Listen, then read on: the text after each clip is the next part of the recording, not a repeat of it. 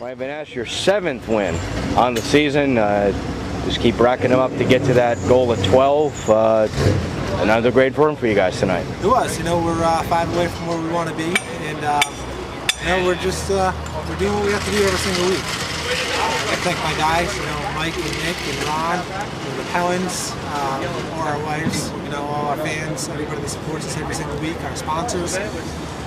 Without them, none of this would be possible. So, definitely a big team victory tonight, especially with all the controversy that went on afterwards. But it feels good to be sitting here again. Well, you celebrated the victory by doing some donuts, and it looked like it just did a minor scrape to the fender, but apparently it was a little worse than that when it got to Tech, right? The last time I'll be doing that, I did a donut, in turns 1 and 2 in front of the fans over there, and ripped the third link right out of the car. And when I was coming back over, it just scraped the nose. The wall just scraped the nose. Nothing serious there. But when we were going through Tech with the third link ripped off, it made the left rear too low. So originally they thought the car was too low. So under further review, once they checked and saw the third link was legitimately broken, they gave us the win back, obviously. But it was just one of those deals that guys told me no more donuts after the race. So, but the way I see it, better that it broke tonight in Victory Lane. The next week is heat race on the feature, so we'll take it. Any concern because a team like yours has a lot of credibility, doesn't have any problems with Tech at all, and then to have that uncertainty around the win, Absolutely. Even though you got it back? That's all I was concerned about, was just our credibility. We go across those scales every single week. We've never even been remotely close to being low.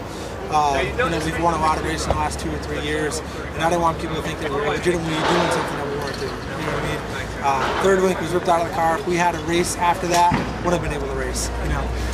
So yeah, always worried about the reputation. That's why we do this. We don't do this for the money. We do this to win races and win championships, and we put on a show for the fans, and don't want anybody to think we're cheating, because we're not.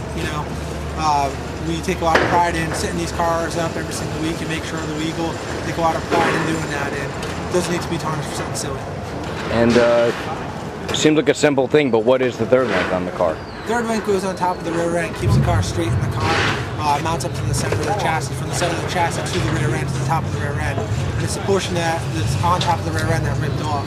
And when that happened, the rear end shifted, it actually bent the shock as well in the meantime. So as soon as you started going again, there's nothing to keep the rear end from going front to back. It just floats.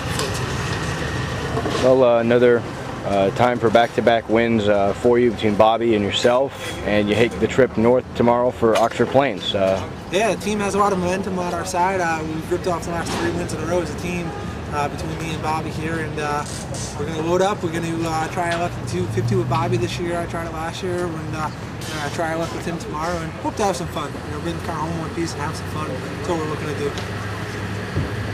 They could have up to 80 cars at that race. I don't think Bobby's ever been there before, but this team, I think, would have a good baseline from the past 2 visits you've had there. What's your goal for the 250? I mean, you have a little different chemistry as far as Bobby driving a new racetrack, but everyone's got that same chance through the heat races to get into the 250 and a chance at $25,000. Toughest race in New England to get into, toughest race in the United States to get into. I finally made it after my 2nd attempt, and I thought I won the Daytona 500.